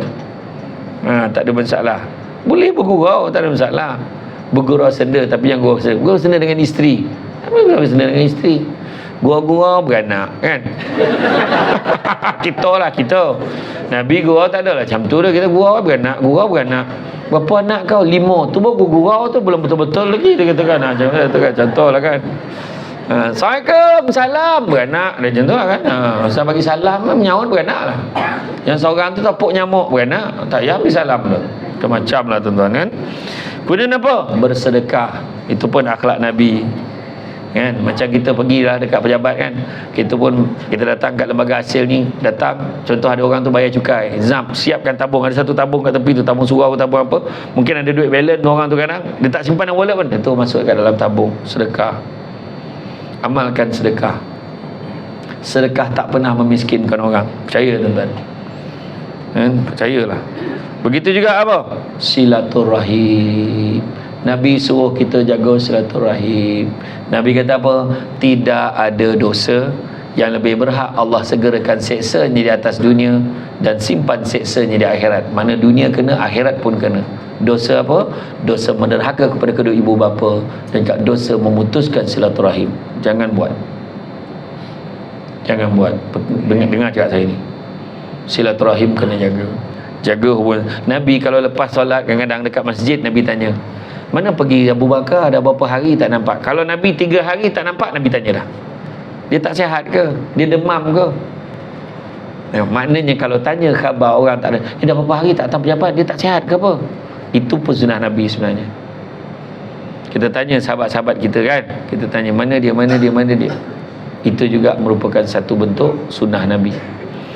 Dan begitu juga solat, solat sunat, buat solat sunat. Nabi sebut barang siapa nak dimurahkan rezekinya, ni dengar ni, siapa ada masalah ekonomi rumah tangga, dengan masalah macam mana lah nak murah rezeki ni, jangan tinggal 2 amalan ni. Yang pertamanya sedekah sebelum subuh, sedekah subuh dan solat sunat 2 rakaat sebelum subuh. Buat, insya-Allah berubah ekonomi rumah tangga kita, yakin kan?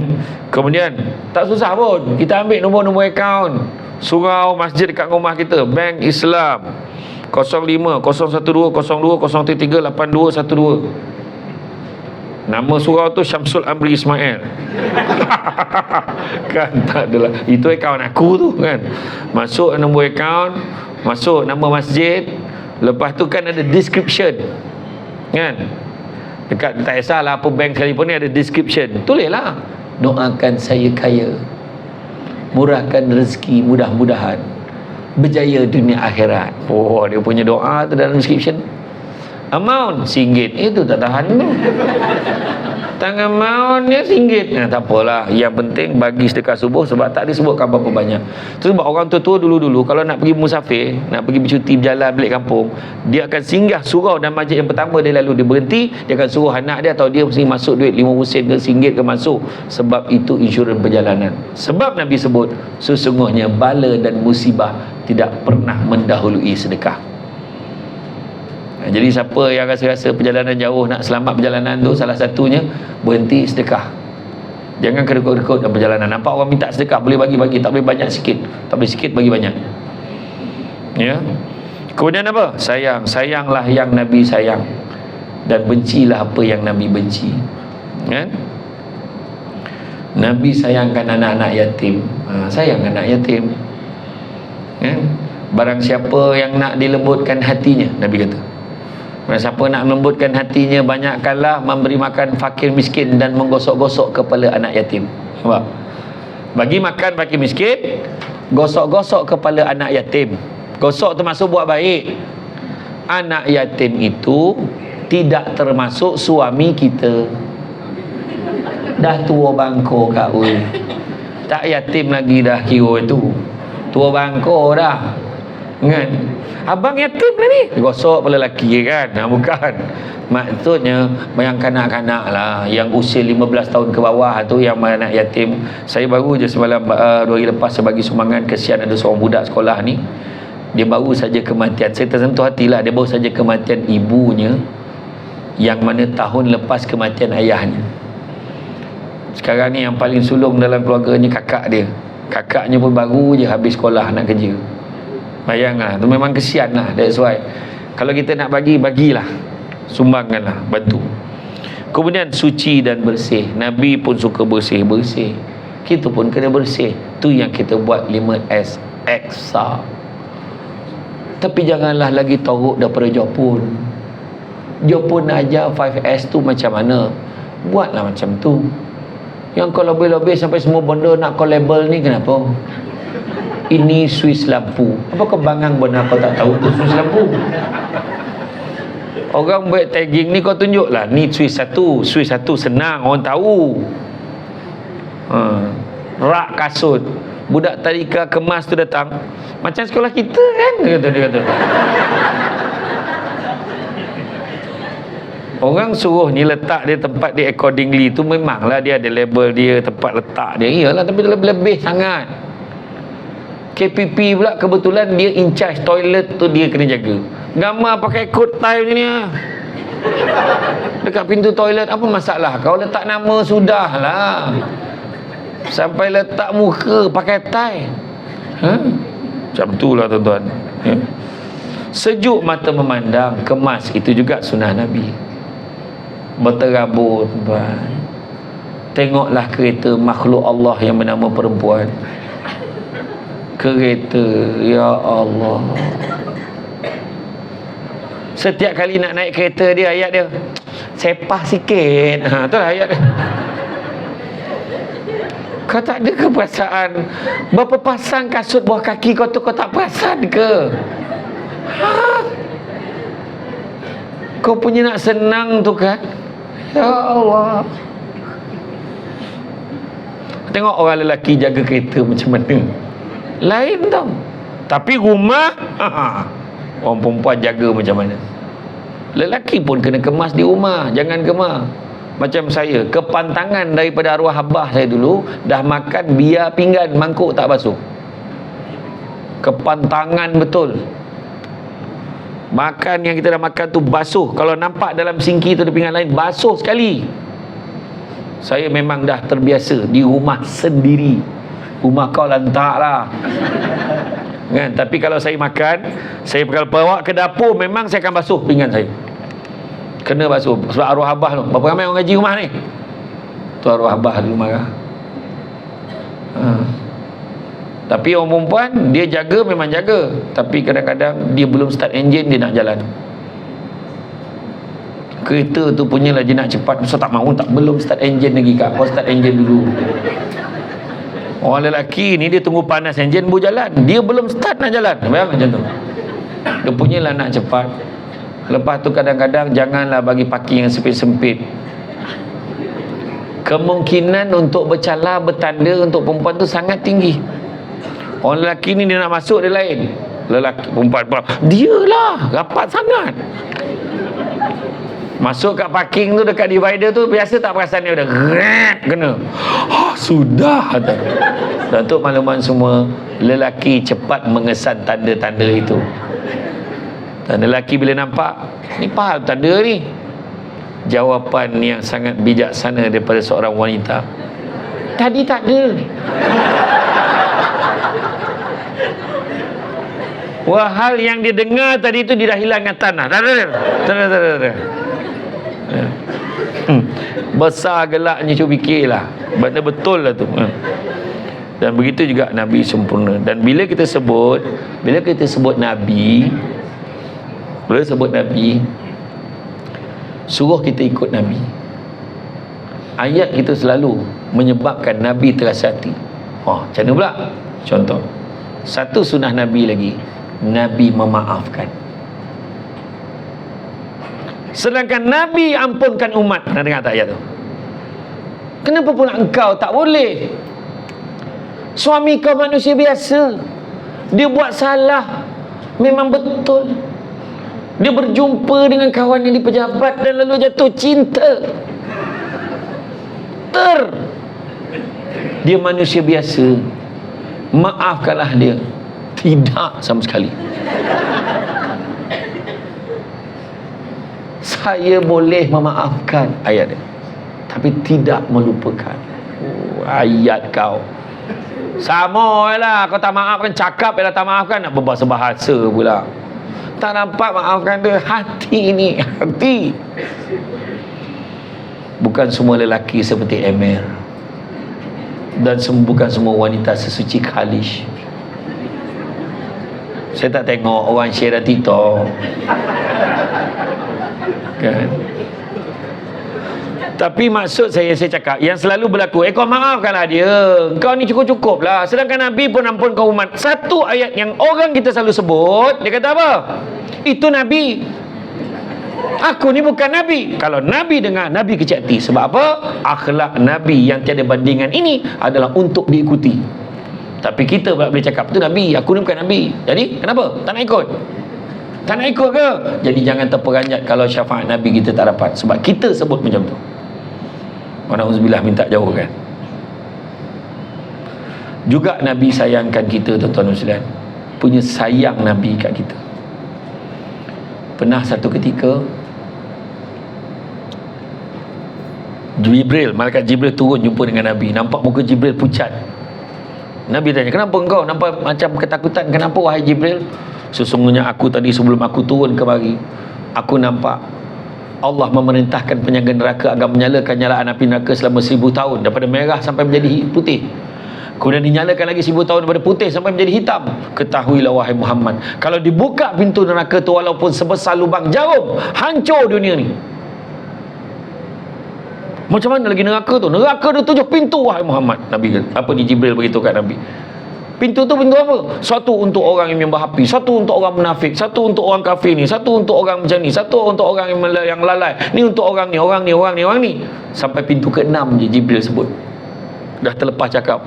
Nabi pun tanya, pintu ke-7 untuk siapa wahai Jibril? Senyap Jibril. Pintu ke-7 tu buat siapa wahai Jibril? Bagi tahu aku. Sesungguhnya pintu yang ke-7 itu wahai Muhammad, dikhususkan untuk umatmu yang berdosa kepada Allah. Nabi kita meraung, tuan-tuan, sampai pengsan. Pengsan, menangis tu. Dengan Jibril nangis sekali. Yang mana Nabi Muhammad SAW menangis, fikir umat dia ada satu pintu khas untuk masuk neraka. Masa tu sampaikan Nabi terlelap pengsan di pangkuan Jibril. Punya sayang. Dan bila terjaga daripada pengsan tu, terus tanya, wahai Jibril, aku tahu ada pintu untuk umat aku, tapi ada tak seorang umat aku yang akan masuk dalam? Ada tak seorang? At least ada tak seorang? Kerana Nabi beranggapan mungkin juga pintu tu ada, tapi tak ada seorang pun yang masuk, sebab semua masuk syurga. Maka jawab Jibril, sesungguhnya ada wahai Muhammad.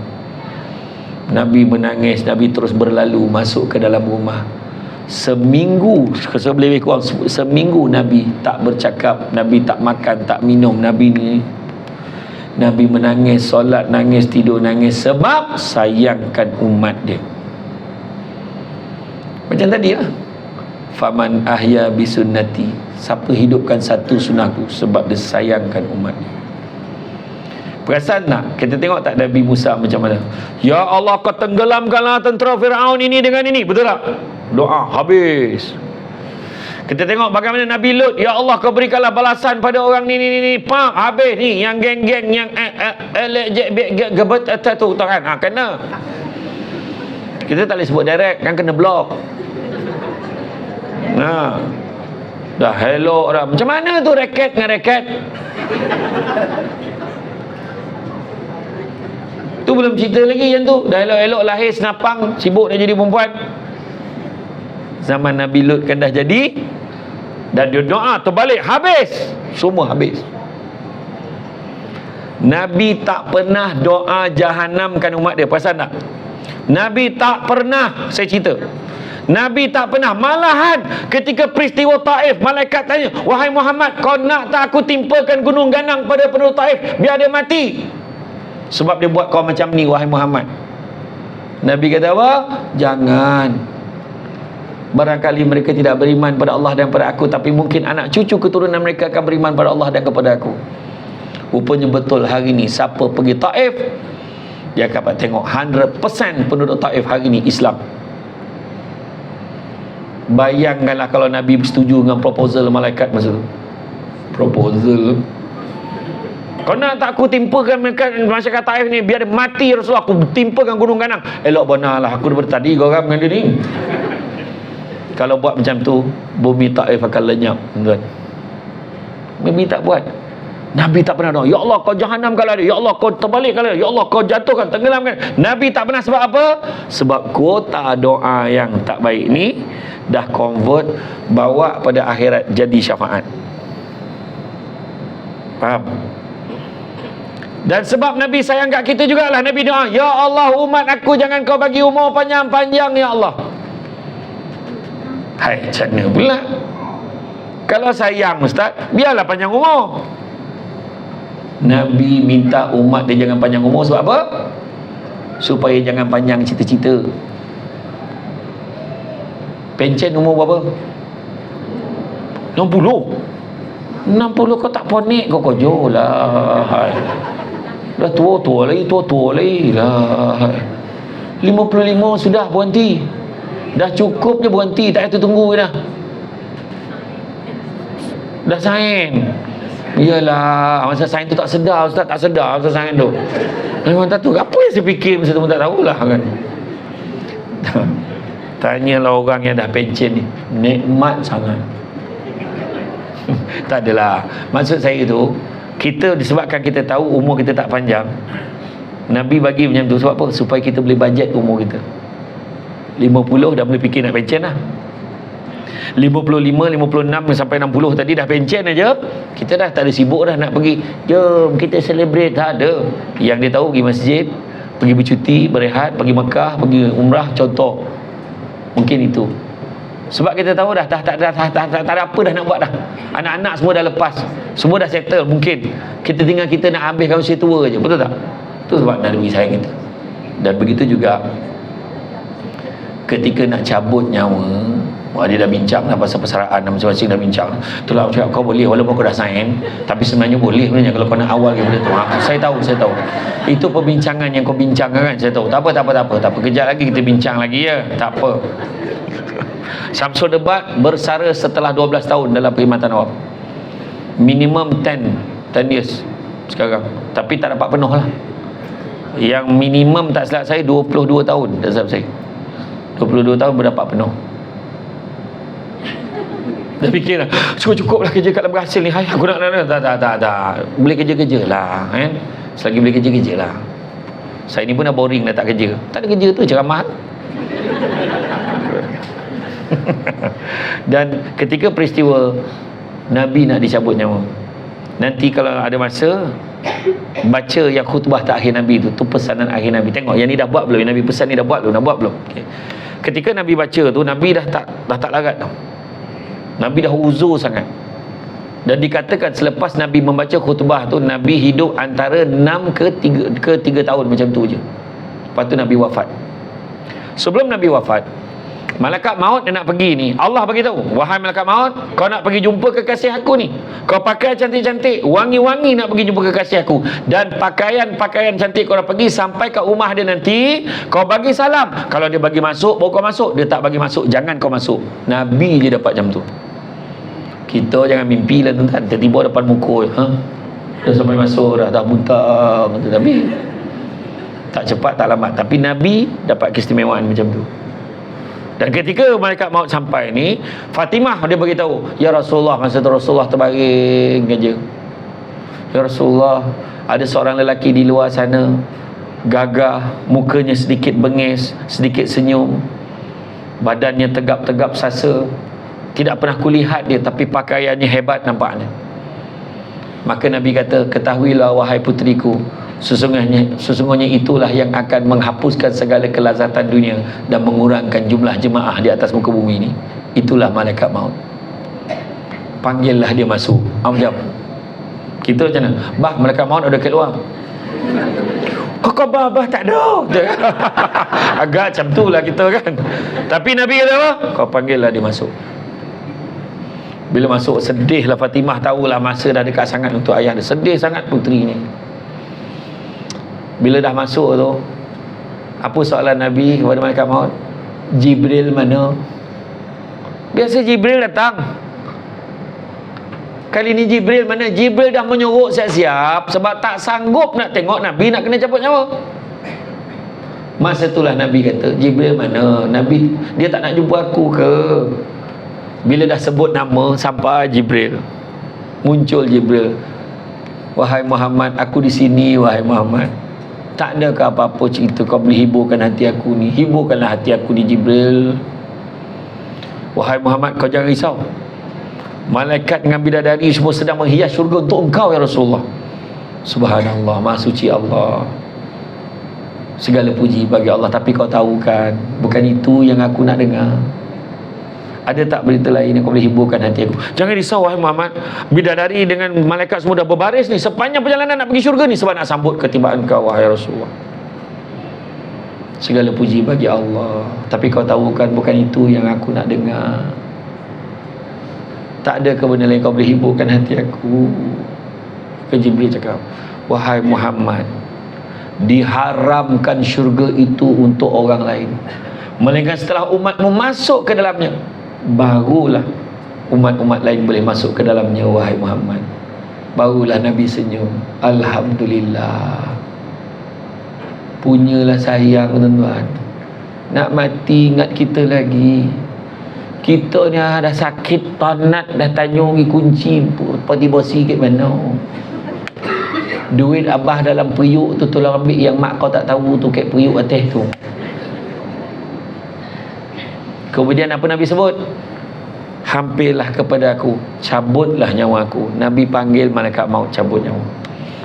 Masa cabut nyawa tu, Nabi mengerang kesakitan. Kekasih Allah ditarik nyawa sakit, tuan-tuan dan puan-puan sekalian. Apatah lagi kita yang confirm bukan kekasih Allah ni jauh, tuan-tuan. Ya Allah, sakitnya ya Allah, kata Nabi. Dan Nabi cakap apa? Macam manalah umat aku nak tanggung sakit macam ni ya Allah. Nabi fikir kita lagi waktu sakit tu, tuan-tuan. Dan Nabi sebut apa? Ya Allah, kau berikanlah segala kesakitan umatku tu kepada aku, supaya umat aku tak sakit macam aku ya Allah. Itu sebab ada pandangan kata, kita mati dicabut nyawa, sakit tetap sakit, tetapi kesakitan tu dah tinggal 1/3, yang mana 2/3-nya Nabi dah tanggungkan untuk kita. Macam itulah sayang Nabi kat kita. Tak patut sangat kita tak sayang Nabi, tuan-tuan dan puan-puan sekalian. Dan satu berita baik nak bagi tahu, salah satu soalan bocor. Bukan Nabi katalah kita ni mudah-mudahan masuklah kategori yang masuk syurga tanpa hisap tu. Bawa ni, Nabi bawa kita ni. Kita pun ikut belakang Nabi, ikut. Tiba-tiba terdengar satu bunyi bingit sampai nak pecah genggam telinga. Bunyi apa? Bunyi ngauman api neraka. Kuat betul bunyi dia. Jarak dia macam mana? 500 tahun perjalanan. Nak pecah telinga, 500 tahun perjalanan. Maka pada ketika itu Nabi kata, demi umatku yang bersolat, berpuasa, beribadah kepadamu ya Allah, pergilah kau wahai api neraka. Makin dekat api tu. Makin Nabi halau makin dekat, makin lama makin dekat, makin dekat. Nabi pun dah tak tahu nak buat apa. Maka datanglah malaikat Jibril bawa segelas air. Wahai Muhammad, kau ambillah air ini dan kau jiruskanlah kepada api itu. Nabi ambil segelas air, Nabi jiruskan kepada api itu. Reda api itu, tuan-tuan. Bila dah reda, Nabi pun tanya, wahai Jibril, air apa yang kau berikan ke aku tadi wahai Jibril? Wahai Muhammad, itulah air mata umatmu yang menangis kerana Allah. Jadi tuan-tuan, ni soalan bocor. Balik malam kang, kalau boleh menangis, menangislah. Kenang dosa. Orang perempuan, berhentilah menangis sebab jantan. Sudah-sudahlah. Biar lantak dia nak buat apa. Yang penting kita masuk syurga. Faham? Menangis kerana Allah, jangan menangis kerana jantan. Dia nak apa setuju je. Faham? Amboi, lain macam bunyi dia. Tak adalah, maksud saya tu, kita kena stop dah menangis untuk benda-benda yang dunia ni dah. Menangislah kerana Allah. Okey? Dan ada banyak lagi cerita yang tak sempat saya nak ceritakan sebab saya faham masing-masing dah mula resah, gelisah. Cara renungan mata tu saya faham. Dah pandang dah cenia, bukan 11.30 ke? Alah, kecoh ada ni, kita banyak ni tempat-tempat nak pergi ni. Hari ni Jumaat kot. Jadi tuan-tuan dan puan-puan sekalian, rasa cukuplah sekadar ni. Ingat pesan Nabi. Dalam bab sunnah Nabi, kan Nabi kata buat satu, maknanya Nabi pesan tak dapat buat semua, jangan tinggal semua. Okey. Jadi tuan-tuan dan muslimin, bak kata orang sepandai-pandai tupai melompat akhirnya jatuh ke tanah jua, walaupun perkongsian sudah tamat, kemudian meresap ke dalam jiwa. Dan begitu juga tenang-tenang air di laut, sampan kelok mudik ke tanjung, hati terkenang belum menyebut jasa baik, pihak lembaga rasa menyebut hari ini rasa nak junjung.